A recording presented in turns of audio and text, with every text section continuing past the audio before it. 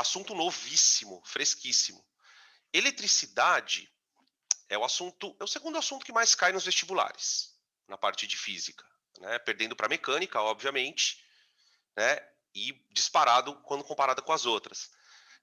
Obviamente, você tem alguns assuntos da eletricidade que caem menos e outros que despencam. Então, quando a gente vai falar, por exemplo, de eletricidade, normalmente a gente pensa em resistência, corrente elétrica, potência, né? Um assunto que tem sido cobrado, que volta e meia aparece uma questãozinha ali, é a parte de eletrostática. O que eu costumo falar para os meninos é o seguinte: tem muito aluno que detesta a eletricidade, tá? E eu não culpo se você detestar a eletricidade, realmente, porque é difícil de entender. E por que, que é difícil de entender? Por incrível que pareça, porque o problema está na mecânica. Aí você fala, como assim na mecânica? O que, que tem a ver uma coisa com a outra? Tudo, né? Por exemplo, um dos conceitos que eu acho mais difíceis da gente entender na eletrostática é o conceito de diferença de potencial, que depois é aplicado na eletrodinâmica, né? O conceito de potencial elétrico ele tem todo a ver com mecânica. Por quê, gente? Porque quando a gente estuda carga elétrica, o modelo que a gente estuda, o modelo que a gente usa é o modelo do Newton. Você está estudando movimento e repouso de cargas. Então, se você olhar para a eletricidade, ela é dividida em duas áreas: a eletrostática e a eletrodinâmica. Então, eu primeiro preciso entender as condições de repouso de uma carga para depois entender as características do movimento dela. Então, basicamente, tudo que a gente acabou de ver na mecânica vai ser usado aqui. Então, assim, quando uma carga se movimenta, é porque tem uma força fazendo o trabalho nela. Quando tem uma força fazendo que é a força elétrica, quando tem uma força fazendo o trabalho na carga, a carga converte potencial em cinética. Então, quando a carga anda, ela tem uma diferença de potencial. Esse discurso que eu acabei de falar para vocês aqui, ele tem que ser entendido até o final das aulas de eletricidade. Você tem que chegar no final da eletricidade, eu vou falar para você essa mesma frase, você vai falar, ok, eu entendi tudo que você falou, sou capaz de te explicar isso. Tá? Porque aí você vai entender o que é DDP, você vai entender o que é por que resistor em paralelo tem a mesma DDP. A coisa começa a ir lá na frente, tá? Você começa a entender, por exemplo, a diferença de força eletromotriz para força contra-eletromotriz, em gerador e receptor. Então, assim, é muito importante que vocês entendam, tá tudo conectado, tá bom? Bom, esse comecinho, eu quis falar um pouquinho aqui dos primórdios da eletricidade, porque na realidade a eletricidade é uma daquelas coisas que sempre incomodou a humanidade, né? E ao longo do tempo ela é um conceito que foi sofrendo transformações, né? Vocês já devem ter ouvido falar da história do âmbar, né? Os primeiros registros de fenômenos de natureza elétrica, eles são feitos por gregos, né? E a ideia é associar à eletricidade uma espécie de caráter etéreo, né? As primeiras manifestações elétricas eram feitas através de processos que hoje a gente conhece, né, como eletrização. Então, por exemplo, quando eu atrito uma substância em outra, eu provoco um processo de troca de cargas, né? Esse processo ele foi um dos primeiros processos que foram registrados, tá? Por isso a gente fala muito da história do âmbar, tá? Quem assistiu Jurassic Park sabe o que é o âmbar, né? Onde eles acharam lá o mosquitinho, tá? O curioso da história é que a palavra eletricidade vem da palavra electron, que significa âmbar, né? Na época acreditava-se que o âmbar tinha essa propriedade chamada eletricidade, tá? Claro que depois de um certo tempo foram se descobrindo que a eletricidade era de natureza atrativa ou repulsiva, né? Por exemplo, a história do âmbar, ela só evidencia um processo de atração, ela não evidencia processo de repulsão, tá? Então, ao longo do tempo, esses conceitos foram aparecendo. Pra gente no vestibular, que a gente não estuda história da ciência, peraí, a nossa discussão, ela começa aqui, ó, tá? Com essas quatro figuras, tá? Depois do conceito de eletricidade passar por uma série de mudanças, né, a ponto de supor-se, né, que a eletricidade era em decorrência de um fluido que era transmitido de um corpo para o outro. Por exemplo, esse termo negativo positivo, ele começa a ser usado de que maneira? Tipo assim, Se um corpo é negativo, é porque ele está com falta de fluido. Se um corpo está positivo, é porque ele está com excesso de fluido, tá?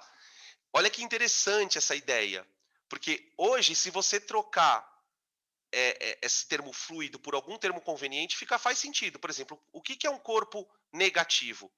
Ele está com excesso de cargas negativas. O que é um corpo positivo? Ele está com excesso de cargas positivas, né? Só que não se sabia que existiam duas cargas ou que existiria uma situação em que carga era uma coisa atribuída à matéria. Então, a nossa eletricidade para vestibular, ela começa com Thomson, Rutherford, Chadwick e o Millikan. Tá? Rapidamente um pouquinho de cada um, alguns deles acho que vocês já ouviram falar, né? Eu mesmo já falei bastante. O Thomson com a descoberta do elétron, né? Na verdade, com a descoberta daquela partícula portadora de carga negativa.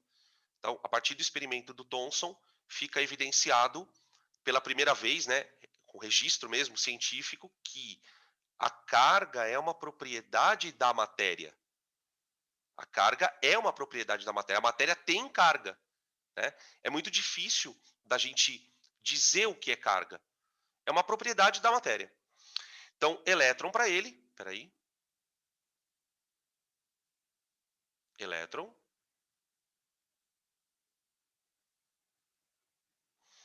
O Rutherford com as cargas positivas do núcleo.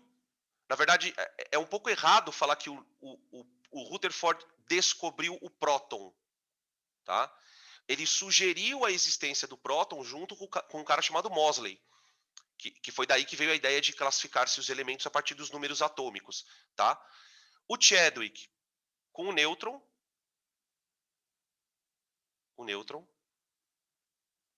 eu vou colocar aqui, só para não deixar muito errado isso aqui, núcleo. Tá? E o Millikan, ele fez uma coisa muito importante para a física, de experimental. Ele conseguiu determinar a relação da carga e da massa do elétron.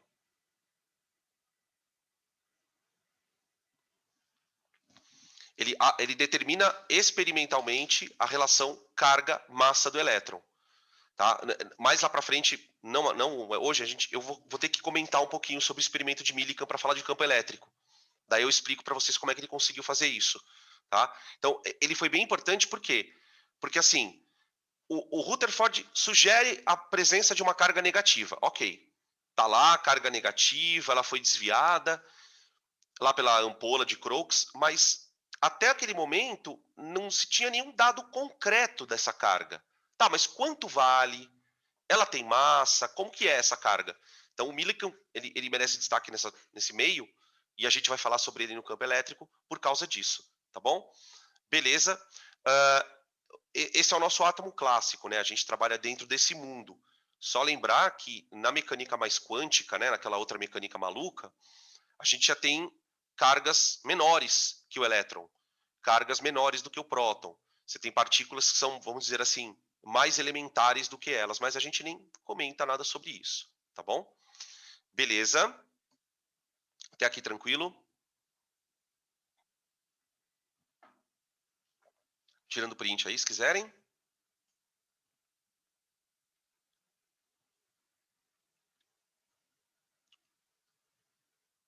Bom, aqui a gente precisa trabalhar com algumas premissas. Já que nós vamos estudar eletrostática, a gente precisa conhecer um pouco o nosso objeto de estudo, que é a carga. Tá? A gente sabe muito sobre a química da carga, né? Então, o elétron, ele orbita, ele tem lá o nível de energia e não sei o quê, ok. Mas do ponto de vista físico, bom, eu meço carga. Carga, ela é uma das grandezas fundamentais da física. Né? Você sabe que na física você tem grandezas que são primordiais ou principais, e tem as grandezas que são derivadas delas, né? Então, grandezas primordiais são, por exemplo, o tempo, né, a própria massa, a própria carga elétrica, tá? E outras grandezas são derivadas, por exemplo, carga sobre tempo, corrente, né?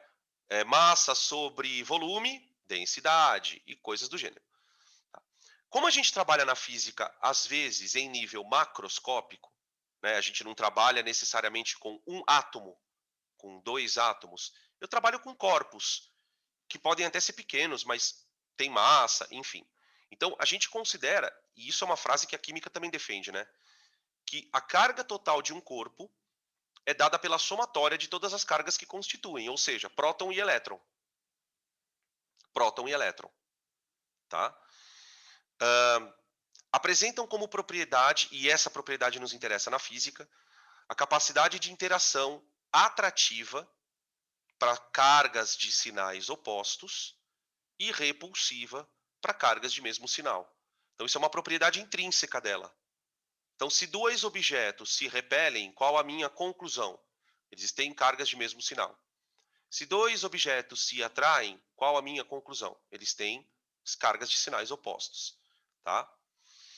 E isso aqui é uma coisa interessante. A carga de um corpo é quantizada.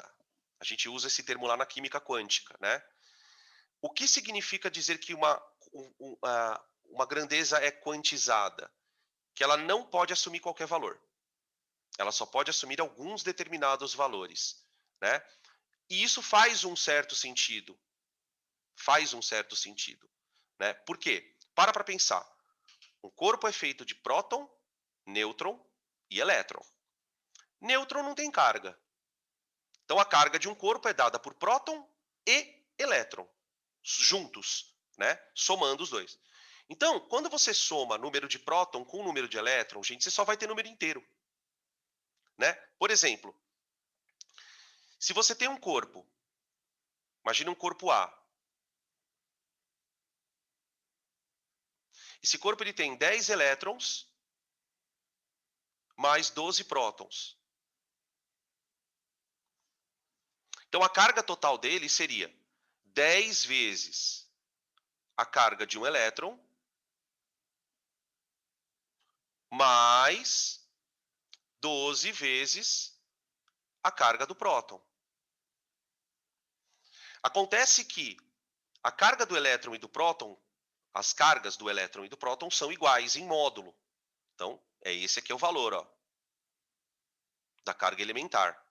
Tá? Ela, aliás, é muito legal da gente lembrar, né, que a carga se chama elementar justamente porque ela é a carga mais primordial, partindo da premissa de que essas partículas são as menores que a gente tem com carga, né? Então veja que nesse caso a carga do corpo ela vai assumir um número inteiro vezes esse aqui. É nesse sentido que a carga é quantizada, tá bom?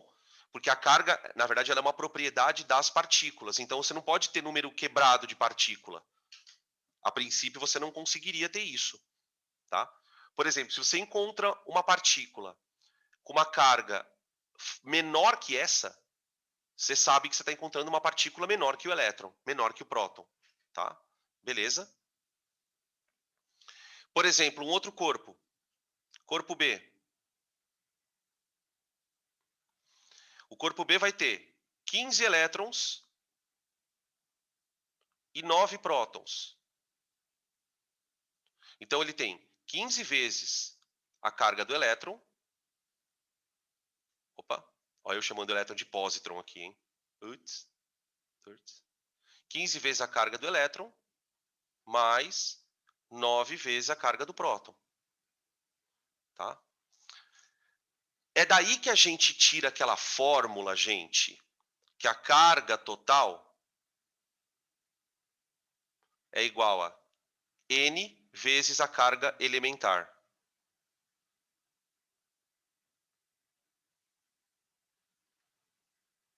Né? Só que é a quantidade total de um corpo. Essa carga elementar aqui, ela vai se referir, na verdade, ao excesso de cargas no corpo. Então, por exemplo, esse corpo aqui, ó, ele tem um excesso de carga positiva. Então, como é que você calcularia a carga dele? Carga total do corpo? Põe só o excesso de carga positiva. Ó. Aí você pega um corpo como esse aqui, ó. Esse corpo, ele tem excesso de negativo. Então, excesso e a carga negativa, tá? Esse número aqui, ó, ele é o número inteiro? Ele é o número inteiro. É daí que então eu falo, bom, a carga então é quantizada, tá? Tudo bem?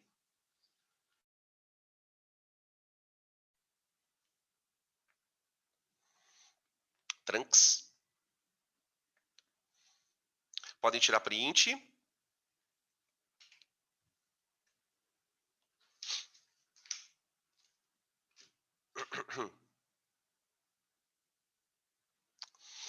Essa é a propriedade que nos interessa, especificamente, né? A força. Vamos lembrar que a força elétrica, depois a gente vai no finalzinho comentar sobre ela, ela é uma força de campo, assim como a força gravitacional. Em que sentido? Os corpos não precisam estar um encostado no outro para poder interagir, tá? Aqui a gente tem duas cargas de dois objetos eletrizados, né? Supostamente aqui com duas cargas de sinais iguais, não necessariamente do valor, né? Aqui. E aqui com cargas de sinais opostos. Beleza? Aqui uma imagenzinha nada muito importante. Acho que inclusive essa imagem tem na folha de vocês. Tá? Aqui. Vamos fazer um exercíciozinho, na verdade um exemplo, para a gente usar uma coisa da química para entender melhor na física. A gente costuma, na química, se referir a íons, né? Com as palavras trivalente, bivalente, né? E o termo cátion e ânion para as cargas. E muitas vezes, quando a gente lê coisas desse tipo aqui, ó, ou a gente lê coisas desse tipo aqui, ó, a gente está muito concentrado no conceito químico da ideia, né? E aí eu queria que a gente fizesse uma conta aqui para calcular quanto vale essa carga mais 3. Quanto ela vale? Né? A notação mais 3 ela é uma notação química. A física usa esse mais 3 para dizer o quê? Então vamos lembrar que o alumínio ele tem número atômico 13, portanto ele tem, né, 13 prótons e tem, nesse caso, 10 elétrons, já que a carga dele é mais 3. Tá? Então, essa carga, na química, ela não tem nem unidade, ela não tem um significado de carga no sentido de grandeza. Você não pode falar que o alumínio ele tem carga 3 coulombs. Não, a carga mais 3 dele é dizer, olha, eu tenho um excesso ali de 3 prótons. Nós sabemos que esse excesso ocorreu por conta da perda de elétrons. Depois, quando a gente for falar na eletrização de contato, a gente vai falar sobre isso. Então, aqui você tem uma carga total igual a 3 vezes a carga do próton. Então, é 3 vezes 1,6 10 a menos 19. Esse é o valor. Então, na verdade, a gente pode entender que esse número 3 aqui, ó, na física, ele é o número inteiro da quantização da carga. Tá? Para o oxigênio, sabendo que ele tem número atômico 8, isso indica que ele tem 8 prótons, e o oxigênio menos 2 contém 10 elétrons. Tá? A carga total dele se refere a 2 vezes a carga do elétron. 2 vezes menos 1,6, 10 a 19. Tudo bem? Beleza? Isso pensando, né, num corpinho pequeno, num átomo. Eu posso fazer isso num corpão também. Posso fazer isso num corpão. Por exemplo, eu posso mensurar a carga dos elétrons. Aliás, eu posso mensurar a carga de mols de elétrons. Né? Aqui nós estamos falando da carga de um elétron, de um próton. Eu posso pegar essas cargas de quantidades maiores, como, por exemplo, carga de um mol. Tá? Eu vou até comentar daqui a pouquinho. Tudo bem, gente? Aqui tem uma outra situação, ó. Peraí. Não sei se vocês tiraram print.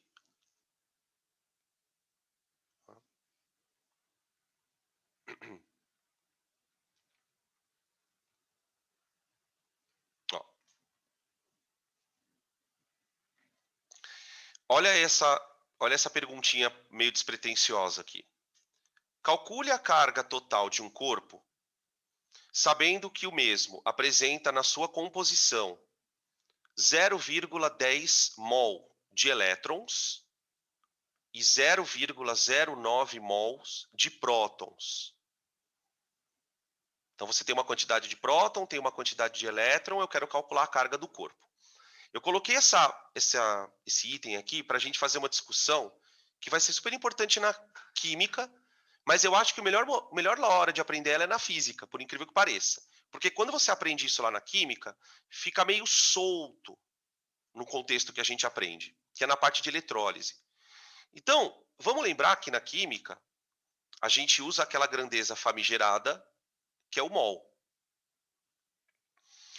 Eu posso, por exemplo, ver se você concorda, medir a massa molar de alguma coisa, a massa molar de oxigênio, a massa molar do nitrogênio, de uma substância qualquer como a água, né? Eu também posso medir o volume de um mol, aqui especificamente para gases, né? É daqui que sai o 22,4. E por que não medir a carga de um mol?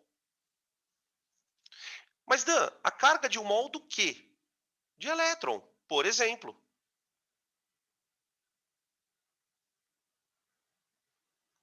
A carga de um mol de elétrons. Essa carga já foi calculada, tá, gente? Ela foi calculada de que maneira? Bom, simples. A carga total vai ser igual, né? 6,02 vezes 10 a 23, que é o número de um mol de elétrons, multiplicado pela carguinha de cada um deles.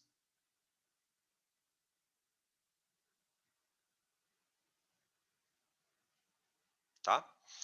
Esse número a gente usa na química arredondado, né?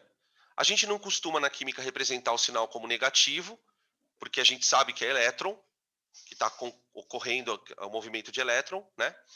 Tá? Esse número ele dá 96.500, perdão, coulombs. Isso é conhecido na física como o Faraday, ou Farad, na verdade, né? Farad, tá?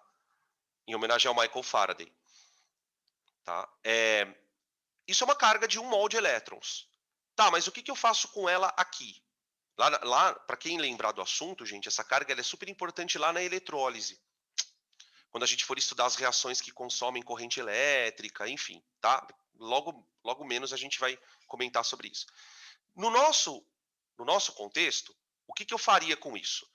Uma coisa eu posso pensar assim, ó. Essa carga é a carga de um mol de elétron, certo?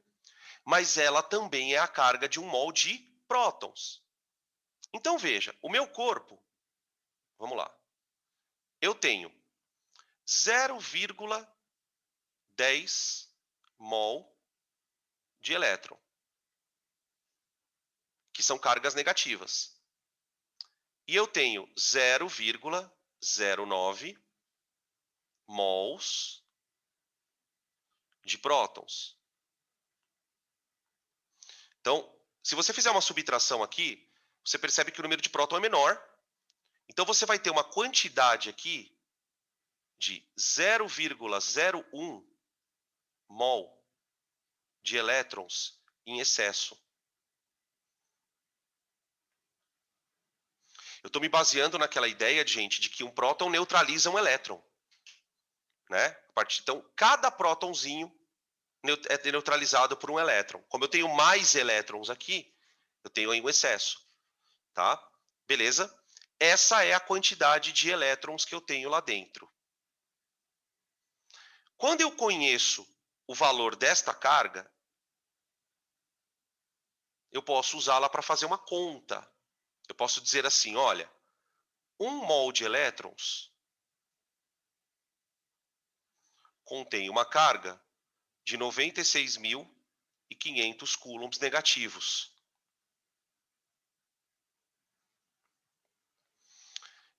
qual vai ser a carga total do meu corpo se o meu excesso for de 0,01 mol, que é 10 a menos 2, né? 0,01 mol, tá bom? Tira os dois zeros dali, isso vai dar 965 coulombs.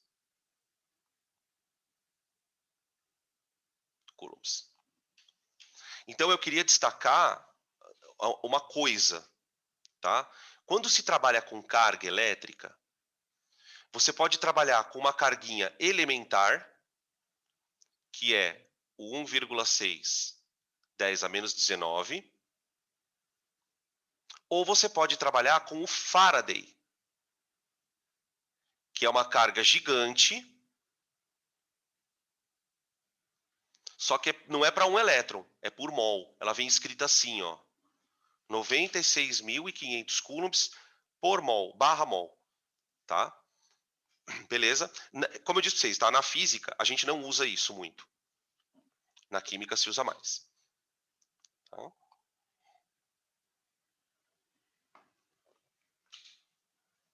Perguntas?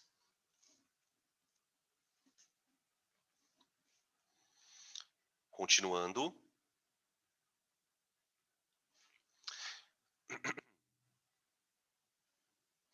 Aqui uma outra forma de trabalhar com carga. Tá? Todos esses exemplinhos, a gente depois vai fazer alguns mais elaborados nos exercícios, tá? De sala. Isso aqui é só para a gente dar uma introduzida nas contas. Tá? Considere um corpo carregado positivamente, com carga de 3,2 microcoulombs. Aqui vai um comentário, né?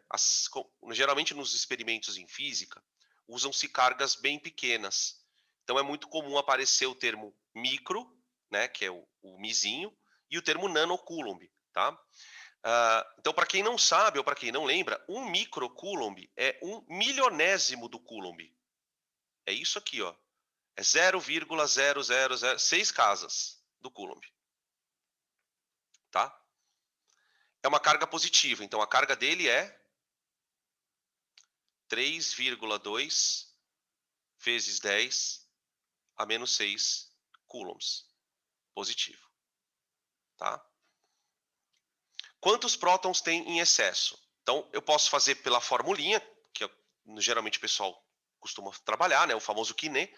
Ou você pode trabalhar da maneira mais conceitual, que é assim, olha, um próton tem uma carga elementar de 1,6, 10 a menos 19. Um próton tem essa carga. Se um próton tem essa carga, quantos prótons eu terei para essa daqui?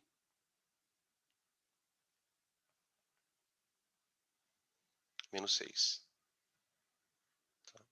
Então, N vai dar 3,2, 10 a menos 6, dividido por 1,6. Ah, se fosse só isso, né? Tá aqui, 2, 10 a 13. É próton, hein? Mas é próton. Tá? Beleza? Certinho? Essa era a parte babinha do quiabo, né? Babinha do quiabo.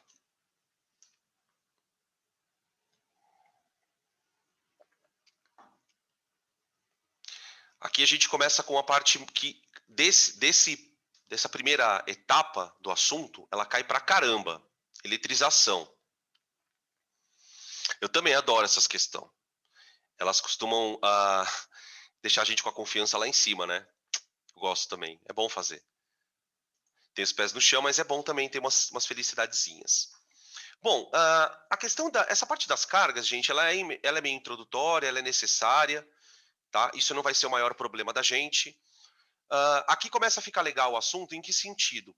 Você começa a aparecer questões que caem em vestibular, as questões de eletrização. Não é o assunto que mais cai, mas ele tem uma certa incidência. Então, vestibulares, por exemplo, da VUNESP, cobram esse tipo de questão. lá no sul também, tá? O Enem, ele prefere aquelas questões mais bizarras, de ondulatória, né? Se bem que de vez em quando cai. Antigamente caía mais eletrização. É porque eu particularmente, eu tenho percebido que a prova do Enem, não é que ela tem ficado mais difícil, mas ela tem exigido do aluno conhecimentos mais complexos. Então, por exemplo, eletrização é um assunto que, digamos assim, ele é meio esgotável. Você consegue fazer ali uma ou outra questão, mas nada muito inédito. Então isso acaba, as bancas acabam não querendo esse tipo de conhecimento, que é um conhecimento meio batidão que, que é decorado. Tá? Por isso que a prova tem ficado mais difícil, né? Muitos de vocês se queixam, falam, puta, a prova tá ficando mais difícil. Não é. Os assuntos estão mais complexos, cara. Realmente estão. Então, eletrizar é um processo que nós na química descrevemos bem. Por quê? Porque é uma troca de carga elétrica. Se você parar para pensar, em última análise, numa ligação iônica, acontece uma troca de elétrons. Um átomo positivo, porque perdeu, o átomo negativo, porque ganhou. Talvez essa seja a eletrização elementar. Quando você enxerga lá na química, né, um átomo de sódio doando um elétron para o átomo de cloro, você está presenciando uma eletrização em escala microscópica, né? E eu gosto muito de usar esse exemplo para tentar instigar um pouco a imaginação de vocês. Por exemplo, quando ocorre a troca de elétron, quem é que perde o elétron? É o sódio, não é? É o sódio para o cloro. Essa diferença do sódio perder para o cloro ganhar tem a ver com o comportamento do próprio átomo, né? A gente pode pensar no caráter metálico, na tendência de ganhar elétrons, enfim. Isso é, em última análise, o que a gente vai chamar na física de DDP. O elétron precisa querer sair de um lado para o outro. Esse querer entre aspas, né, pelo amor de Deus. Né? Existe alguma motivação intrínseca que fará o elétron ir do sódio para o cloro e não do cloro para o sódio. É esse o princípio da diferença de potencial. Então, uma coisa que é muito importante é que existem processos em que eu posso forçar a troca de elétron. Tem processos que são naturais. Tá? Até na física vocês vão perceber isso aqui. Tá? Então, o que eu chamo de eletrizar? Trocar carga elétrica. Especificamente o que? Elétron. Né? Dado que a gente já conhece a estrutura do átomo, a gente já sabe que as partículas que se movimentam são elétrons, então, até aí, beleza. Para eletrizar um corpo, eu posso tirar elétron ou colocar elétron, aquilo que a gente veio discutindo. Tá? Ganha elétron, fica negativo. Quanto mais elétron ganha, mais negativo fica. Tá? Dentro dos processos de eletrização, eu consigo fazer isso na física de 3 maneiras diferentes: atrito, contato e indução. Tá? A eletrização por contato é a mais espontânea. Né? A eletrização por indução eu tenho que provocar de uma certa maneira, e a eletrização por atrito também. A gente vai até discutir algumas questõezinhas em relação a isso, porque eu acho legal. Né? Mas a eletrização por contato, não. Você encosta um corpo e ocorre a distribuição das cargas. Tá? Beleza? Bom, vamos começar a descrever aqui. Isso aqui... Ah, peraí. Se vocês quiserem tirar print disso. Tá? É basicamente o que eu falei, tá?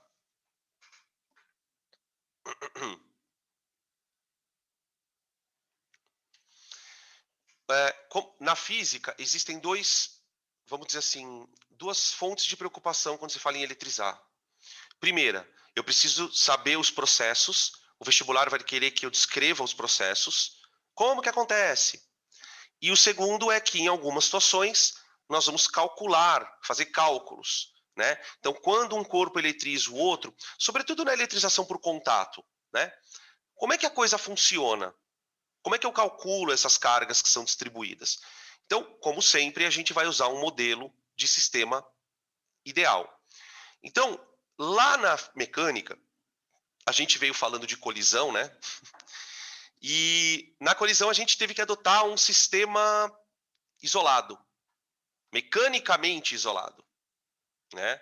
Um sistema mecanicamente isolado era um sistema que não tinha forças externas agindo. Por que que isso era importante lá? Porque se o sistema for mecanicamente isolado, eu posso usar o princípio da conservação da quantidade de movimento. Aí, num outro momento, a gente chamou o sistema de conservativo. O sistema conservativo, ele conserva o quê? A energia. Então, a energia mecânica no início é igual à energia mecânica no final, o princípio da conservação da energia mecânica. Então, a gente vai adotar aqui na física da eletricidade um sistema isolado. Então, quando eu vou estudar dois corpos trocando carga, para que eu faça esse estudo com eficácia, eu preciso isolar esses corpos do ambiente externo. Só que esse isolar aqui é eletricamente falando, de tal maneira que o corpo não pode trocar carga com o meio externo. As partes do corpo trocam cargas entre si. Então, a ideia é mais ou menos assim, ó. Você tem um corpo A, tem um corpo B, e esses corpos vão trocar cargas, vai. Vamos imaginar cargas elétricas passando de A para B. Eu vou dizer que A e B estão isolados eletricamente.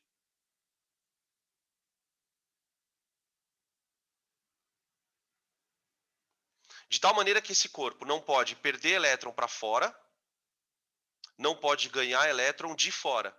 Então, aqui dentro a carga é constante. Carga total é constante.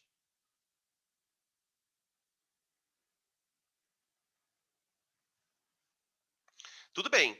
Se a carga total é constante, eu posso dizer que a quantidade de carga antes é igual à quantidade de carga depois.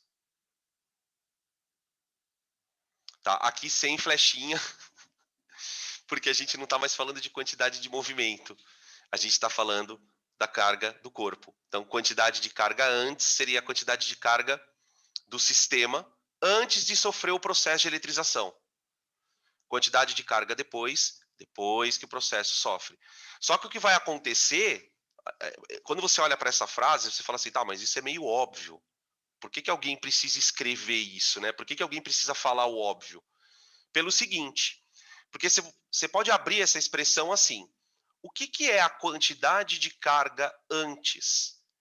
É a soma da carga inicial do corpo A com a carga inicial do corpo B.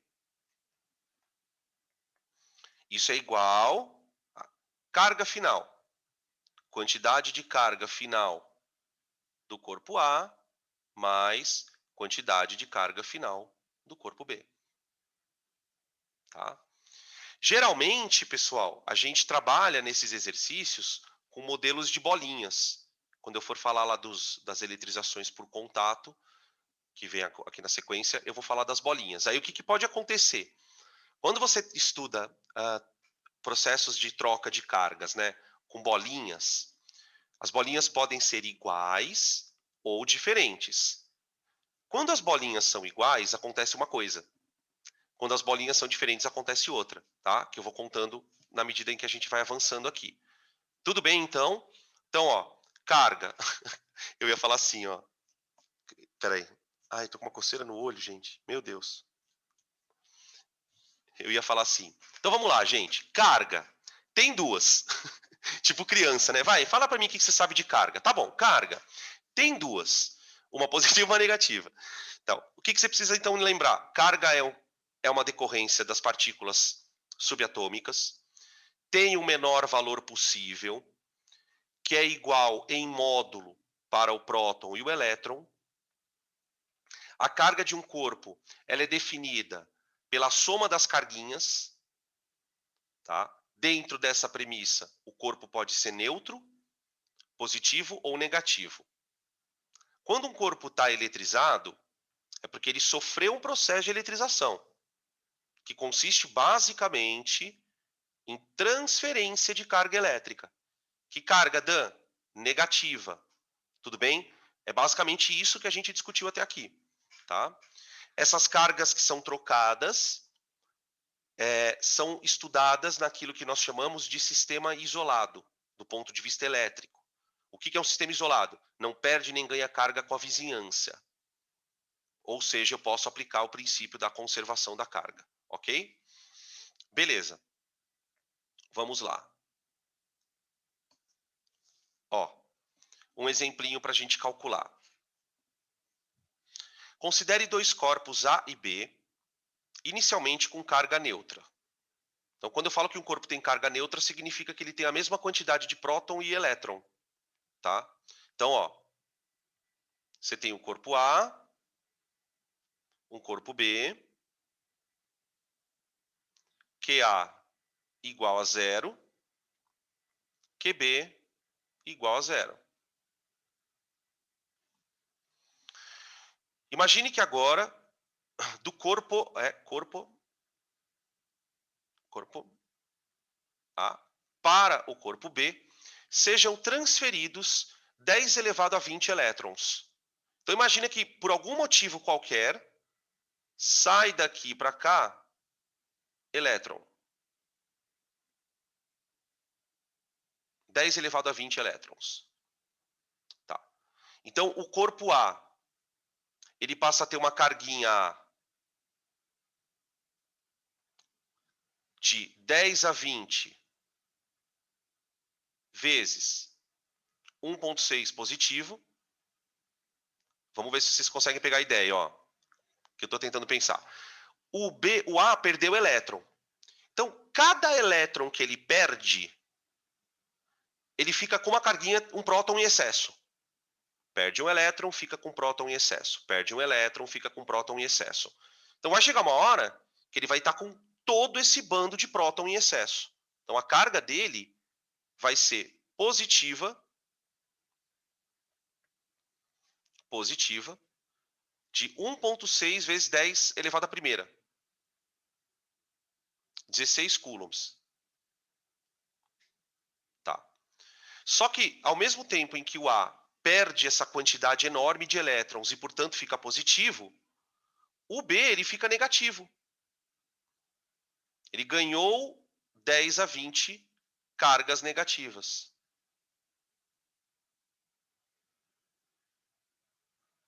Vou colocar o sinalzinho de negativo aqui. Tá, ó. Perde e ganha o quê? Elétrons, sempre. Tá? Olha aqui o princípio da conservação da carga aparecendo aqui, ó. Quer dizer, se um fica positivo, o outro fica negativo. Tá? Ô, gente, sabe qual é o correspondente de... A gente, quando estuda esse tipo de situação, está estudando conservação da carga elétrica, certo? Qual que é o correspondente disso na química? A regrinha do escorregador. Né? Quando a professora fala assim, olha, ó, se você tem um cátion com carga mais 2 e um ânion com carga menos 3, basta você inverter aqui porque você tem a fórmula. Quando você acerta esses números aqui como atomicidades, aqui embaixo, o que você está dizendo, na verdade, é, olha, se um átomo vai perder X elétrons, o outro vai receber os X elétrons também, tá? Às vezes a gente não faz essas pontes, né? Mas no fundo você está fazendo isso. Você está garantindo o princípio da conservação da carga, tá? Só que isso pensando em átomos, né? Tá bom? Beleza? Olha o princípio da conservação das cargas aqui, ó. Quantidade de carga final, 0. Q' A mais Q' B, né? Depois da transferência. E a soma antes igual a 0 também. Então, vale aqui o princípio da conservação. Tá bom?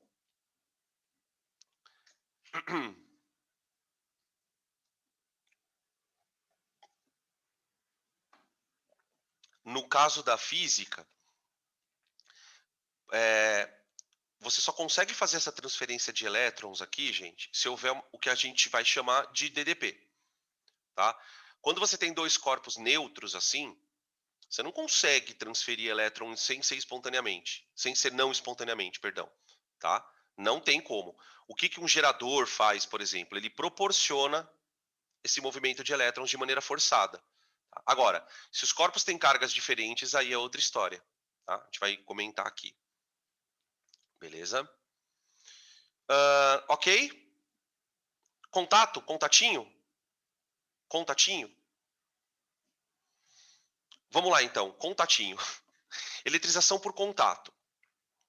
Na eletrização por contato, é preciso que um dos corpos, pelo menos um dos corpos, esteja eletrizado já. Tá bom? O outro não precisa estar. Pode acontecer dos dois estarem ou não. Você pode eletrizar um corpo a partir de um objeto positivo ou a partir de um objeto negativo. Então, existem coisas que a gente precisa comentar aqui. Aqui no desenho, a gente tem uma situação assim, ó. Você tem aqui um corpo já eletrizado, tá?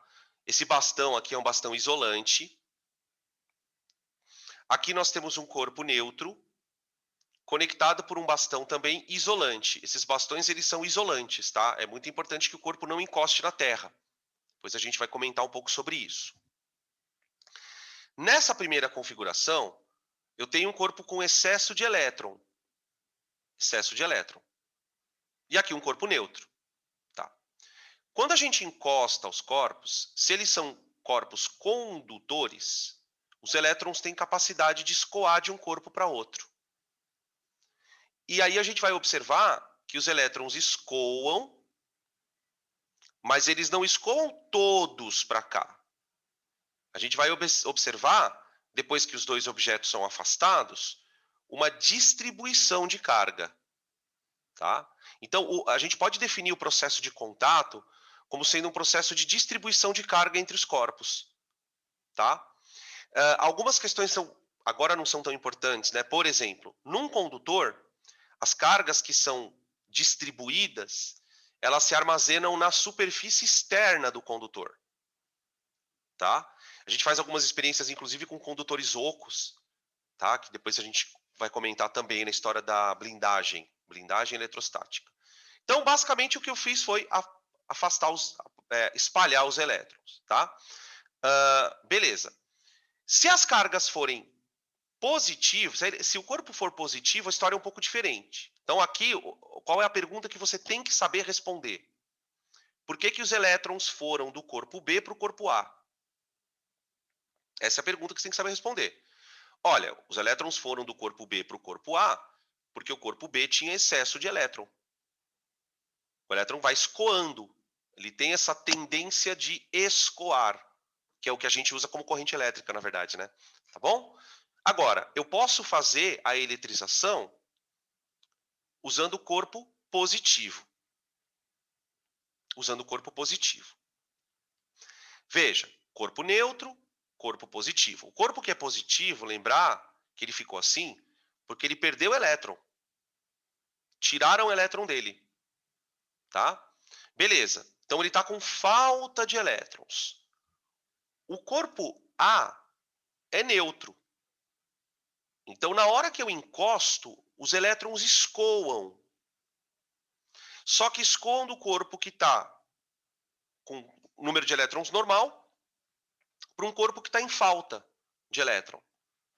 Ou seja, quando os elétrons escoam de A para B, o A acaba ficando com falta de elétron.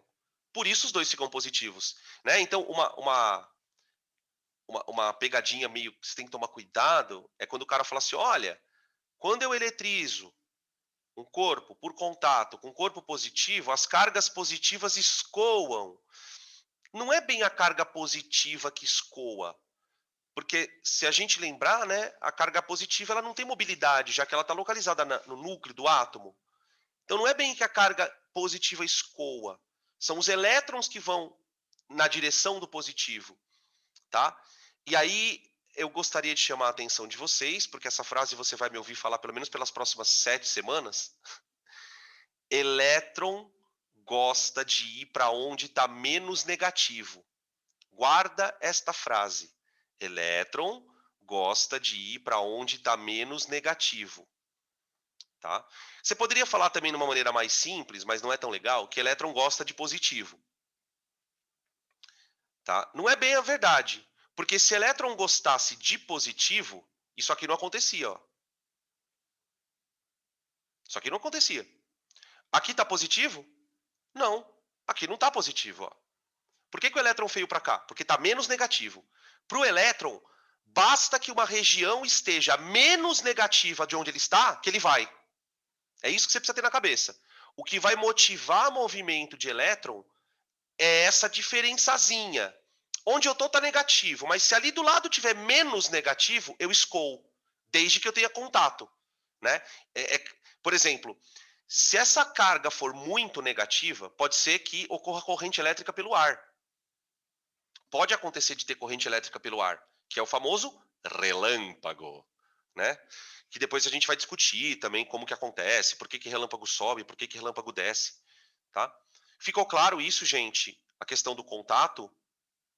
Eu vou parar um pouquinho aqui para ver se vocês têm alguma pergunta em relação ao contato.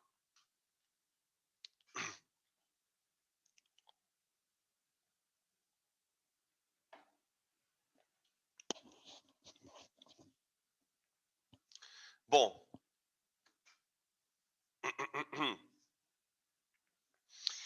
distribuição de cargas em contatos. Aproveitar aqui para fazer um adendo para exercícios de conta. Como eu disse para vocês, quando se estuda eletrização por contato, surgem exercícios onde o cara fala, olha, você tem uma esfera e uma outra e uma outra. Eu pego a esfera A e encosto na B. Depois eu pego a B e encosto na C. Depois eu pego a C e encosto na A. Qual a carga no final? Tem uma série de questõezinhas nesse tipo. Então a gente já vai introduzindo essa discussão na teoria, para que quando chegue na hora dos exercícios a gente consiga ter algumas referências. Então, a gente vai trabalhar com duas situações, tá? Você tem troca o modelo que se usa são bolinhas. Sempre você vai ver bolinha, tá? Por que bolinha, Dan? Porque sim. Por enquanto não vamos discutir isto. O fato é que estudar cargas com bolinhas é melhor, tá? Uma das explicações que a gente pode dar é que a esfera, ela por ser um objeto sem quinas, fará com que a distribuição de carga seja homogênea. Tá? A gente vai descobrir que quando um objeto tem formas diferentes, as cargas se aglomeram de maneiras diferentes. Vocês já devem ter ouvido falar disso, tá? Que é o poder das pontas. Muito bem. Então, bolinhas sempre. Só que as bolinhas podem ser iguais ou diferentes. Como é que eu trabalho com bolinhas iguais? Quando eu falo iguais, eu estou dizendo de mesmo tamanho, de mesmo raio, tá? Então, aqui eu tenho um exemplo. Ó. Uma esfera metálica A, eletrizada com carga Qzão, é colocada em contato com a B, idêntica à primeira. Só que ela está eletrizada com carga 2Q. Após o processo, qual a carga que B adquire? Então, quando as esferas são de mesmo raio, a gente vai colocar uma observação aqui, ó. Observação. As cargas são idênticas após o contato.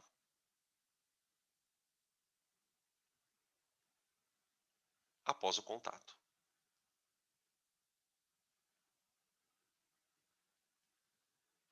Isso para a gente é bom, é facilitador do exercício. Por quê? Veja, eu tenho uma esfera A com uma carga Q e uma esfera B com uma carga 2Q. Isso antes. Coloquei as duas em contato. Então, contato.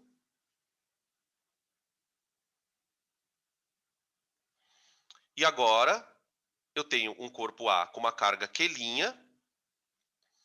e o corpo B com a mesma carga. Ou seja, você não tem duas incógnitas.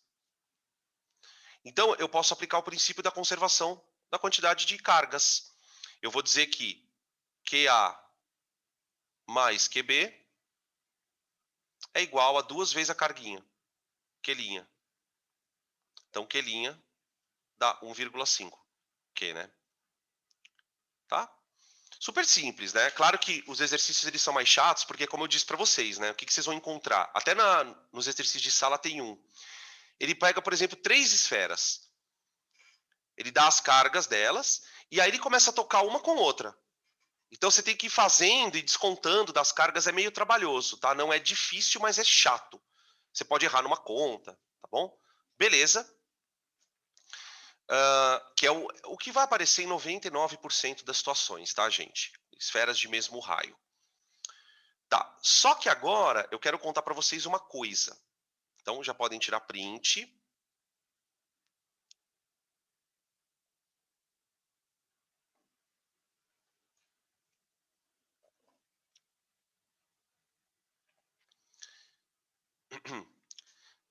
Quando as esferas têm tamanhos diferentes, eu quero contar para vocês o que acontece, porque disso vem uma conclusão muito legal. Bom, o que a gente espera aqui é o seguinte: quando a esfera é muito maior, ou quando ela é maior em termos de raio, ela também é maior em termos de superfície, tá? Por que eu estou contando isso? Ela é maior em termos de volume, tá? O que a gente vai perceber é que a distribuição de cargas, nesse caso, ela é proporcional ao raio. Como assim, Dan? Por exemplo, vamos imaginar que uma esfera tenha raio 2 vezes maior que a outra. Depois do processo, a carga dela é 2 vezes maior. Tá? Essa é a característica primordial da história. Então, você pode escrever assim, ó. Qzão está para Qzinho, tá? E vamos chamar de Q, vamos chamar de Q'linha, as duas, tá? Que seriam as cargas depois da eletrização. Isso aqui está para Rão e Rinho. Então, vou colocar assim, ó. Qzão linha e Qzinha linha são as cargas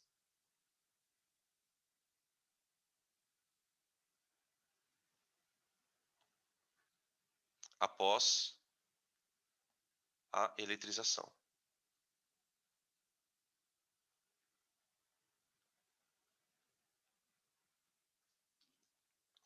Beleza? Tá? Então, é basicamente isso aqui. Agora, o que eu vou fazer? Eu vou calcular a carga da menor. Então, ó, cálculo da carga Q'linha menor. Aqui. Então, olha só. Qzinho está para Qzão está para Qzinho, assim como Rão está para Rinho, certo? O que a gente sabe pelo princípio da conservação das cargas? Que carga grandona mais carga pequenininha seria a quantidade de carga antes. Isso é igual a carga da grandona depois mais carga da pequenininha depois. Tudo bem? Beleza? Tá. Eu vou pegar esta carga aqui, ó.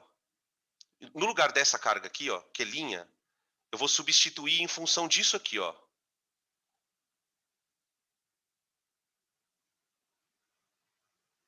Peraí. Pode ocorrer de quando... Peraí, tem uma pergunta aqui. Pode ocorrer de quando a esfera estiver carregada positivamente, perda de elétrons, e daí pelo contato ela se neutralizar voltando? Pode. Só que aí eu vou te contar uma coisa. Tem uma questão aí que é o seguinte, em termos dessa pergunta. Peraí, deixa eu ler a pergunta direito para o pessoal escutar também. Pode ocorrer de quando a esfera estiver carregada positivamente pela perda de elétrons, e daí pelo contato ela se neutralizar, voltando a ter um estado, entre aspas, original? Pode, porque o que acontece? Quando você põe um corpo em contato, depende muito do tempo que você deixa ele em contato. Geralmente, o que a gente costuma fazer na real? Você pega um corpo, o outro encosta e deixa um tempão até os corpos entrarem no que a gente chama de equilíbrio eletrostático. Se você deixar esse tempão, aí o que você está me falando não vai acontecer. Aí não vai acontecer. O que pode acontecer é você colocar o corpo em contato, mas muito rapidamente tirar, e aí eu não sei te dizer o quão rápido teria que ser isso, para não dar tempo de ir todos os elétrons que podem. Porque uma coisa que a gente percebe, e eu vou até, para continuar respondendo a sua pergunta, eu vou até voltar aqui, ó. é que na eletrização por contato, no final das contas, os corpos têm a mesma carga de sinal, né? Em termos de sinal, estou dizendo. Se um é positivo, o outro também é. Se um é negativo. Então, numa condição normal, o que eu chamo de normal? Você colocar o contato e deixar um tempo ali. Isso que você está cogitando não vai acontecer. Agora, se fizer rapidamente, pum, e tira, pode ser que não dê tempo. E aí um deles fica neutro. Pode acontecer. Tá? Não sei se ficou respondida a pergunta. Qualquer coisa pode mandar aqui de volta. Tá? Então, ó, voltando, que eu quero mostrar uma coisa para vocês que eu acho muito importante. O que a gente está discutindo aqui? Olha, opa. Aqui. O que a gente está observando aqui? Ó? A carga final é proporcional ao raio. Então, ó, Q antes igual a Q depois. Agora, tá vendo esse Qzão linha aqui, ó? Eu vou trocar ele aqui. Eu vou escrever assim, ó. Qzão mais Qzinho igual a... No lugar do Qzão, eu vou colocar assim, ó. Qzinho é rão sobre Rzinho. Mais Qlinha. Ó. Dá uma olhada.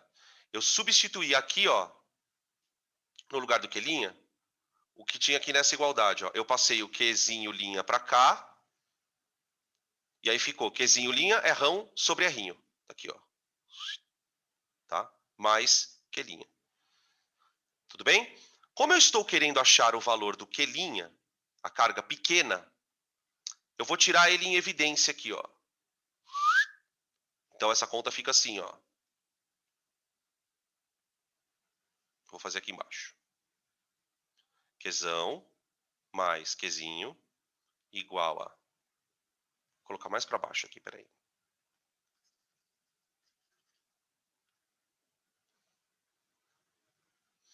Qzão mais Qzinho igual a Qlinha vezes Rrão mais Rzinho vezes sobre Rzinho mais 1. Tudo bem? Vou desenvolver mais um pouquinho. Qzão mais Qzinho igual a Qlinha vezes... Aqui eu vou tirar o mínimo, ó. Rzinho. Vai ficar Rrão mais Rzinho. Pronto. Tudo bem? Beleza? Tudo isso para chegar à seguinte conta. Quanto vale a carga da esfera pequenininha? Qlinha. Agora preste atenção, ó. Eu vou isolar o Qlinha, tá vendo, ó? Para isolar o Qlinha, eu vou passar o Rzinho multiplicando aqui para cima e o Rrão mais Rzinho para baixo. Então a conta vai ficar assim, ó. Qzinho igual a Qzão mais Qzinho, tudo isso vezes Rzinho dividido por Rrão mais Rzinho. Aqui. Beleza? Aí você deve estar se perguntando assim, Dan, mas por que você está fazendo isso? Porque eu vou mostrar para você uma coisa e vou te explicar por que isso acontece. Todo mundo aqui já deve ter ouvido falar do tal do fio terra. Né? O fio terra é uma propriedade que os condutores apresentam de quando conectados à terra, são fios que podem escoar excessos de carga elétrica. Né? Então, por exemplo, os para-raios são essencialmente fios terra. Né? São fios conectados na terra que ficam lá em cima dos edifícios para quando houver uma descarga elétrica, essa descarga escoar para a terra. A terra é uma bola, né? A terra, embora não seja uma bola, uma esfera, ela tem praticamente o formato de uma esfera. Por que as cargas têm uma tendência de escoar para a terra? Né? Por que isso acontece? Eu consigo provar isso a partir dessa conta aqui, ó. Essa conta você não vai decorar ela de jeito nenhum. Você só vai olhar para ela aqui, ó. Tá? Então veja, essa fórmula é para você imaginar duas esferas em contato. Uma esfera pequenininha e uma esfera grandona. Só que agora você vai imaginar que a esfera grandona é a Terra. É a Terra, tá? E a esfera pequenininha é uma bolinha pequena. E aí eu vou contactar as duas, tá? Qual vai ser o valor da carga pequenininha? Então, aqui está a conta. Eu vou pegar essa conta e vou trocar de slide aqui. Espera aí. Deixa eu só trocar aqui. Ó, deixa eu colocar a conta aqui. Qzinho igual a Qzão mais Qzinho vezes Rzinho sobre Rrão mais Rrinho. Tá aqui. Beleza? Então, ó, essa aqui é a carga do corpo pequenininho. A carga do corpo pequenininho é dada pela carga do corpo grande, que ele tinha antes, que seria a Terra, mais a carga do corpo pequenininho, dividido por Rrinho sobre Rrão mais Rrinho. Tá. O que seria o Rrinho? É o raio do corpo B.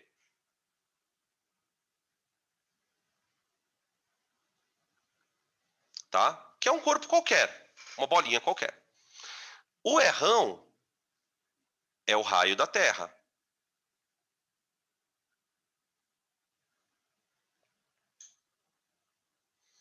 Agora tenta imaginar, pessoal, que nessa conta, o raio da Terra, ele é muito maior, mas muito maior do que o raio do corpo B.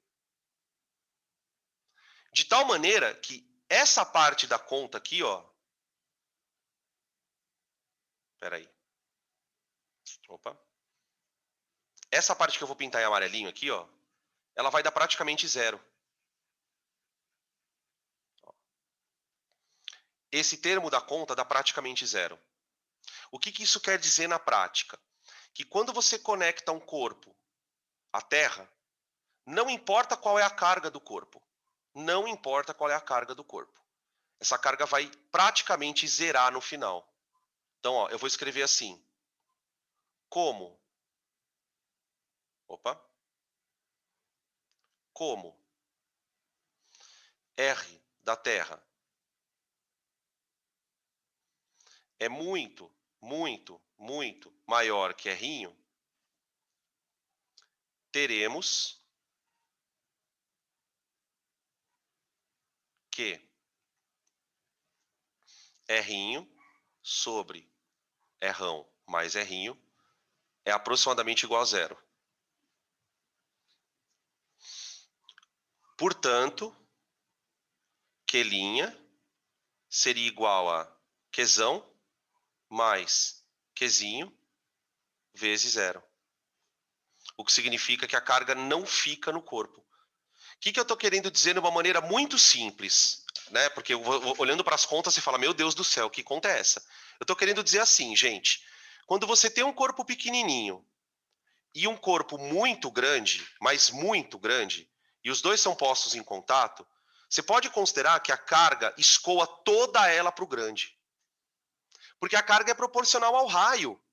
Então, se o raio de um é tão maior que o do outro, significa dizer que na hora que os dois estiverem em contato, o pequenininho vai ficar sem carga, né? Isso é o que a gente chama de efeito Terra, que é o efeito das cargas simplesmente escoarem, não importa se a carga é positiva ou negativa. Encostou na Terra, ela escoa para dentro da Terra, tá? Beleza? Posso continuar? Continuations? Bom, eletrização por atrito, gente. Opa, perdão. Na eletrização por atrito, o que acontece é um outro tipo de processo, né? O atrito, quando você atrita dois corpos, o que você está fazendo, na verdade, é dando energia para o sistema. Essa energia, gente, ela vai ser utilizada por elétrons para pular de um corpo para o outro. Né? Lembra que quando o elétron é excitado, ele pode pular de uma órbita menos energética para uma órbita mais energética? Então, nesse caso, o contato entre os materiais faz os elétrons serem transferidos, tá? É claro que os materiais precisam ter uma certa condutividade elétrica, né? Quanto mais condutor é o material, melhor é o processo. E embora objetos como borracha, por exemplo, possam ser eletrizados, tá? Não é uma coisa que seja impossível, tá? Não só não, só tomar cuidado porque assim, o material ele é chamado de isolante porque ele tem dificuldade de conduzir corrente, tá? Porém, um isolante pode ser eletrizado, ele só não consegue conduzir, tá? São processos diferentes. Então, qual é a grande diferença? Como os elétrons passam de um lado para o outro, imagina assim, você tem aqui um corpo neutro e um outro corpo neutro, tá? Carga zero, carga zero. Aqui. Se eu submeter esses corpos a atrito, o que vai acontecer? Opa, pus o i em outro lugar aqui. Se eu submeter esses corpos a atrito, um dos corpos perde elétron para o outro. Moral da história: o corpo A fica positivo, o corpo B fica negativo. Ou seja, a grande diferença aqui é que os sinais das cargas são diferentes, diferentemente do contato, né?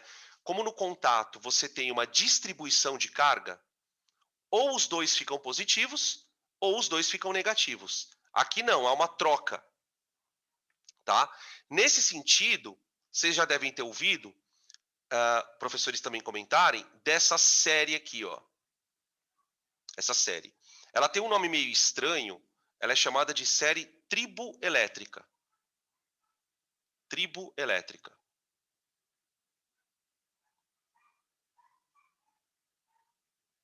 Tribo significa atrito, tá? Por exemplo, quando você fala que quando você atrita dois corpos e sai faísca, você fala que houve uma triboluminescência. Então, o que é triboeletricidade? É a tendência de um material ficar positivo ou negativo mediante atrito. Essa tendência é relativa, como vocês podem perceber aqui, ó.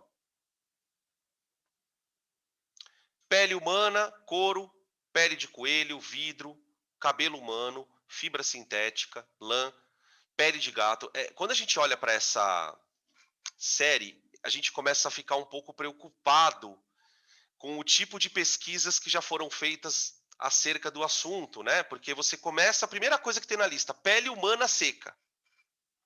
Então, se alguém aqui já assistiu o clássico do Cine Trash, vai lembrar, o Massacre da Serra Elétrica. Não sei se alguém aqui já assistiu. Se você não assistiu, não assista. Porque é a história de um cara que ele tem, obviamente, um distúrbio e ele arranca a pele das pessoas e estende no varal para secar a pele das pessoas. E depois ele faz um corpo com a própria pele das pessoas e uma máscara. É um negócio bizarro, gente. É muito bizarro. Tá? Aí tem pele de coelho também. Que mais? Pele do quê? Pele de gato, gente. Que mais? Acho que acabou as peles. E termina com teflon. Nossa, que coisa. Então, assim, quanto mais para cima, mais positivo, tá? Por exemplo, se eu vou atritar papel e latão, o papel vai ficar positivo, o latão fica negativo. Mas se eu vou atrair o latão, se eu for atritar o latão com ouro, o latão fica positivo e o ouro negativo. E assim a coisa vai, tá bom? Beleza. Nada muito mais relevante para falar de atrito, viu, gente? Tenho aqui 2 videozinhos que eu queria mostrar para vocês, que eu achei muito engraçado, cara. Espera aí. Eu não sei se vocês vão escutar o som. Vamos ver aqui. Espera aí.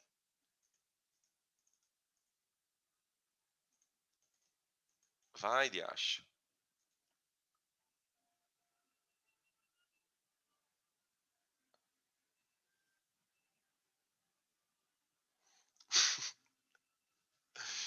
sacanagem, velho.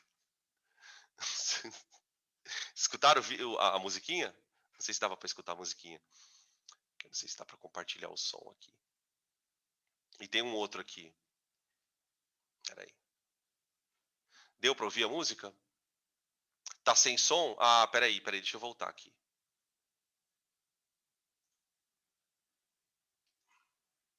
Peraí.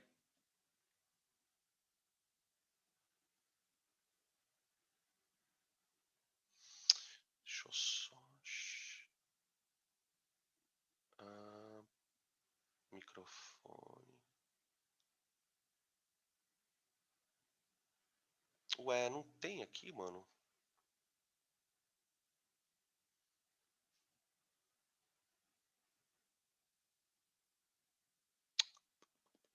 Pera aí. Microfone não. Vamos ver agora. Vamos ver se eu consigo agora. Vê aí. Pera aí.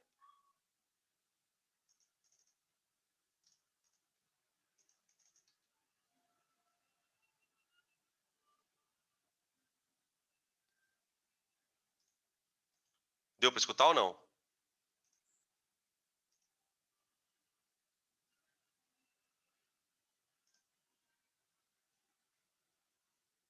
Puta, que bosta. Tem alguma configuração aqui que eu não tô sabendo mexer aqui. Depois eu acho. É uma musiquinha tosca, mas a musiquinha faz uma certa diferença, cara. Você vê como é foda você escutar um vídeo sem música, né? Puta que pariu. Bom, cadê o outro vídeo aqui? Cadê o outro vídeo? Ah, eu acho que tava... Ah, tá, é pra cá. É do Iberê. Beleza. Bom. Depois eu mando. Vou mandar no grupo. Pode deixar. Mando lá no Slack. Vou botar no Slack. Vou pegar o URL dele e vou botar no Slack. Bom, gente, para a gente encerrar a discussão das eletrizações, vamos falar da indução. A indução é o processo mais complicadinho e, portanto, é o que mais tem chance de cair. Porém, é o que não envolve conta. O atrito também não envolve conta, o contato é o que mais importa nesse sentido. O processo de indução ele acontece com corpos formados. Não é todo tipo de corpo que pode sofrer indução. Tá? Em geral, os condutores podem sofrer indução, mas, em geral, substâncias polares têm maior probabilidade de sofrer indução, justamente porque são polares. Tá? Então, a indução, na verdade, ela caminha junto com a polarização. Aqui eu coloquei uma referência na química, porque eu acho que vai ser interessante da gente fazer essa reflexão, que é a seguinte. A água é uma substância formada por moléculas polares. Dizer que uma molécula é polar significa dizer que ela tem regiões com densidade de carga diferente. Então, tem região que tem mais elétron e tem região que tem menos elétron. Mas não é que o corpo está eletrizado. A molécula tem carga total zero. É que essa carga ela é mal distribuída no corpo. É isso que diferencia um objeto, uma molécula, por exemplo, polar, de uma molécula apolar. Tá? A carga ser mais mal ou não ou bem distribuída. Bom, o que acontece? Quando a substância está livre de nenhuma ação externa, essas moléculas elas se arranjam quase que aleatoriamente, né? O polo positivo de uma atraindo da outra, mas aquilo não tem uma certa lógica. Só que acontece o seguinte, se eu pegar esse objeto aqui, que é a substância, né? E aproximar uma carga elétrica, acontece a polarização do corpo, não mais da molécula, do corpo. Deixa eu mostrar para vocês aqui, ó. Aqui você tem sei lá, faz de conta uma gota de água, tá? Uma gota de água sob a influência de uma carga elétrica. A gota de água, ela pode estar neutra, mas ela vai ser atraída. Por quê? Porque cada moléculazinha dela sente isso. As moléculazinhas são dipolos. os dipolos eles vão se alinhando. E aí, esta região da molécula, ela fica com uma concentração de negativos. Consequentemente, aqui, você terá uma concentração de positivos. Né? Isso é o que a gente chama de polarizar um objeto. Tá? A polarização, ela depende de duas coisas. Né? De um objeto externo. Esse objeto externo aqui, ó, esse aqui, eu vou chamar de indutor. Indutor. Ele é o agente externo que vai provocar o que a gente vai querer fazer. Tá? Esse corpo aqui, eu vou chamar ele de induzido. Tá bom? Todo o processo de indução começa com esse processo, com essa situação. Eu pego um corpo que eu quero eletrizar, pego um que é o induzido, né?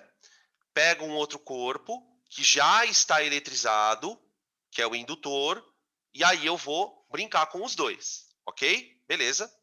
Tá? Aí, olha só. Deixa eu mostrar aqui essas figurinhas. Aqui você tem, peraí. Esse objeto aqui, ó, é o indutor.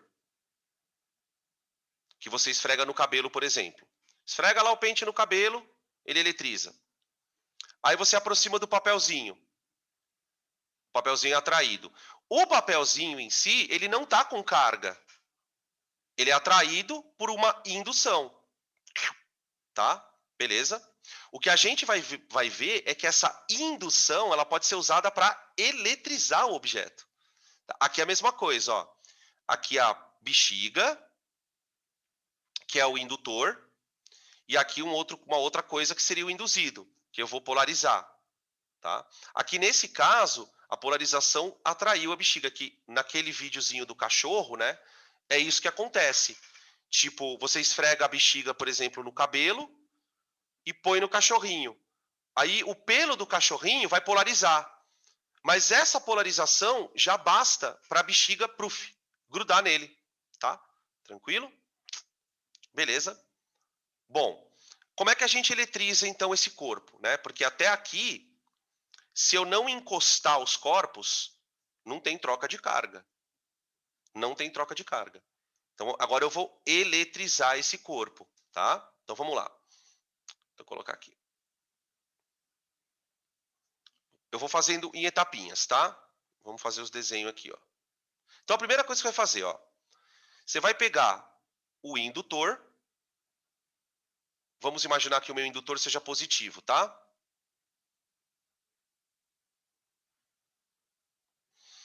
E vai pegar o induzido. O induzido, você vai fazer o seguinte, você vai colocar ele aqui.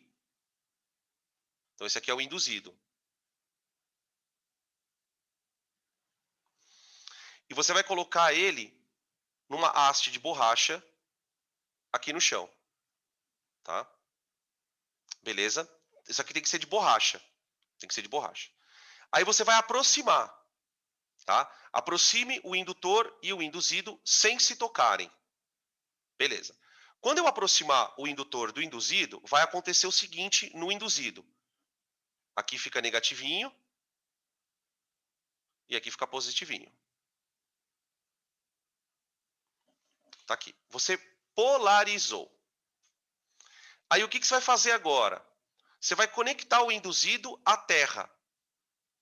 Então você vai pegar um fio condutor. Você vai pegar um fio condutor e vai grudar esse fio direto no objeto até a terra. Terra.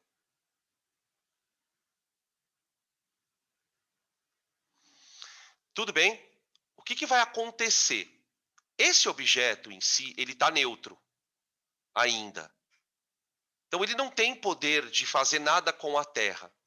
Mas o problema é que ele está perto de um cara positivo. Esse cara positivo aqui, ó, vai literalmente puxar elétron da Terra. Atrai elétrons da Terra. Afinal de contas, elétron gosta de ir para onde está menos negativo, não é? Então, o elétron da Terra é como se o elétron percebesse que aqui, ó, nessa região, tem um cara positivo. Então, os elétrons fazem isso, ó. Escoam elétrons.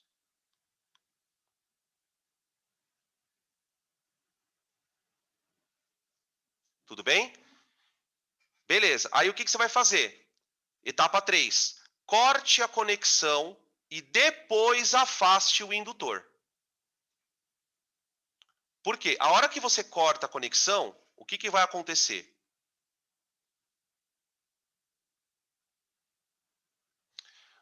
O corpo já está cheio de elétron. O corpo está cheio de elétron. Né? E o indutor está aqui. Se eu afastar o indutor, os elétrons voltam para a Terra. Então eu tenho que primeiro cortar. Então você deixa aqui, ó. Aqui está a haste de borracha. Agora você cortou o fio, ó. Aí um elétron olha para o outro e fala assim: ih, acabou a balada, vamos para casa? Quando ele chega aqui e fala: galera, não dá mais para voltar, vamos ficar aqui para sempre. Então, na verdade, é como se os elétrons fossem tapeados, vamos dizer assim. Eles são atraídos pelo indutor, mas eles ficam presos no induzido. Aí eu corto o fio e deixo o objeto negativo. No final das contas, você tem um induzido negativo. E o indutor foi positivo. Então aqui você tem uma semelhança com a eletrização por atrito.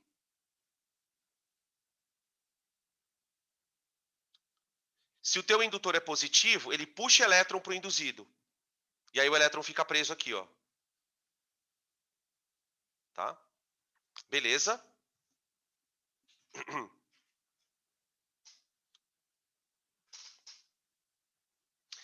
Exatamente, o potencial da Terra é zero. Por que o potencial da Terra é zero? Porque ela nunca vai estar com carga. Porque assim, uma esfera só tem potencial quando ela tem carga. Como a Terra é um corpo neutro, então a gente considera que o potencial dela é zero. Então, por exemplo, o que explicaria o elétron subir da Terra para o corpo? Uma diferença de potencial. O potencial da Terra é zero e o potencial do indutor é positivo. Né? É o que acontece, gente, com o raio. Porque tem raio que sobe e não desce. Isso vai depender do potencial que existe entre a Terra e as nuvens. Tá? A gente comenta isso numa outra, nos exercícios, tá? Mas é isso mesmo. Tá? Agora, eu queria fazer com vocês o exemplo contrário. Ou seja, eu usei o indutor positivo, né? Agora eu vou usar o indutor negativo. Vamos ver como é que o sistema responde a isso, tá bom? Então vamos lá, vou trocar aqui o slide. Espera aí. Pronto. Vamos lá. Então, vamos colocar aqui o indutor. Tá? Agora o meu indutor é negativinho. Tá? E aqui eu vou colocar o induzido. Induzido. Tá aqui o bastãozinho de borracha. Aqui a terra. Tá. Aproxime o indutor e o induzido sem se tocarem. Ok, aproximei. Quando eu aproximei, olha o que acontece. Polariza. Eu não sei se você percebe que essa polarização não tem nada a ver com a história. Não é a polarização que faz os elétrons descer e subir. É esse maluco aqui, ó. Esse é o cara. Tá? Beleza. Aí, segunda etapa. Conecte o induzido à Terra e espere um ΔT. Quando vocês virem esse tipo de coisa escrita, ó, sabe que ele está ligado na Terra. Tá? O que acontece agora, gente? O corpo de cima é negativo. O fato do corpo estar próximo do induzido faz com que o induzido expulse elétrons para a Terra. É como se os elétrons do induzido fossem sensibilizados pela carga negativa do indutor. Ó. O elétron ele percebe o outro corpo de longe. É uma força à distância. Então, um objeto negativo empurra os elétrons para a Terra. Por que precisa deixar um tempo? Precisa dar tempo dos elétrons descer. Aí, terceira parte, corta e afasta. Corta e afasta. Quando cortar e afastar,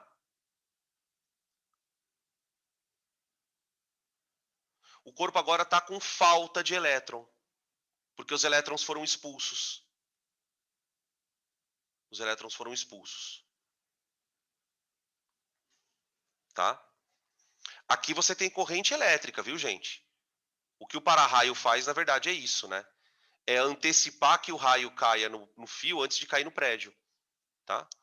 Beleza?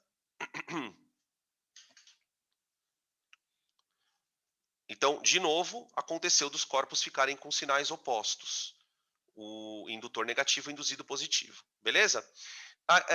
Acho que é isso, gente. Só para encerrar, se vocês não têm nenhuma dúvida, eu queria mostrar para vocês o videozinho do eletroscópio. Tá? Bem rápido aqui. Esse aqui é do Manual do Mundo, que vocês devem conhecer. Tá? Uma das aplicações bem imediatas do processo de indução é o uso de um aparelhinho chamado eletroscópio. Né? Como a gente acabou de descobrir, um corpo eletrizado, ele pode provocar um fenômeno de indução num outro corpo, né? Dessa polarização de cargas. Então, o eletroscópio, qual é o objetivo dele? É descobrir se um corpo tem carga elétrica ou não. Esse é o objetivo. Tá? É um experimento super simples, você pode fazer em casa. O objetivo é esse. O eletroscópio é um copo. Tá? Aqui você tem uma haste de metal. Tá vendo? Ó? E aqui você tem um gancho, parecendo um ganchinho de anzol. E aqui você tem um outro objetozinho de metal. Tá? É tudo isso aqui de metal. Fechado. Qual é a brincadeira? Você aproxima um objeto dessa bolotinha aqui. Ó. Suponha que esse objeto esteja eletrizado. Quando ele estiver eletrizado, o que vai acontecer? Ele vai provocar polarização nessa haste. Então vamos imaginar, vai. Esse cara aqui, ele está eletrizado com carga positiva. Pronto. Pelo fato dele estar eletrizado com carga positiva, significa que essa região vai ficar negativa. E aqui embaixo vai ficar positivo, não vai? Ó? Você polariza o eletroscópio. O que acontece? Aquelas duas perninhas que vão ficar com carga de mesmo sinal, elas vão abrir assim, ó. Elas abrem a perninha. Então, quando você aproxima o objeto eletrizado, a perninha abre. Se o objeto não tiver carga, a perninha não abre aqui do eletroscópio. E aí você sabe que o objeto está neutro, tá bom? Beleza? Eu vou mostrar para vocês o vídeo aqui, ó. Do Iberê. Vocês já viram ele, né? Ele é muito legal, cara.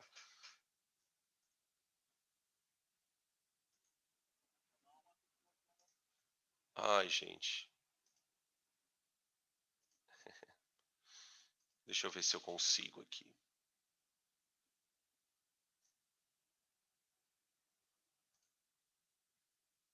Ah, peraí que eu acho que vai aqui.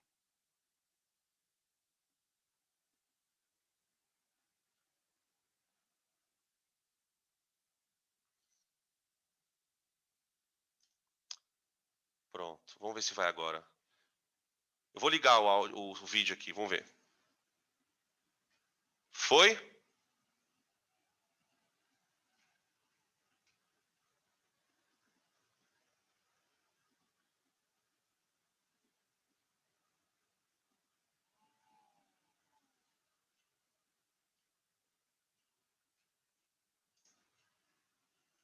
Não, né? Sei lá, alguma configuração. Depois eu acho aqui para vocês. Depois eu vou tentar configurar de novo aqui. Mas me ouvindo vocês estão ainda, né? Tipo, pelo menos me ouvindo vocês estão. Eu sei que tem uma configuração aqui que diz assim, permitir que eles escutem o áudio do computador. Só não tô achando ela aqui. Ringtones, não sei o que lá. Enfim. Bom, é isso. É isso. Aí eu vou parando por aqui, tá? Na próxima aula, eu queria saber se alguém tem alguma pergunta, né? Antes de eu encerrar a aula, se alguém tem alguma pergunta, alguma dúvida. E aí na próxima aula a gente entra na parte de força elétrica, que aí sim a gente começa a eletrostática com as continhas para valer. Teoria bem curta, tá? De força elétrica, e aí a gente entra nos exercícios já de aula. Tudo bem, gente? Capite? Fechou? O último slide? Vamos lá. Ó,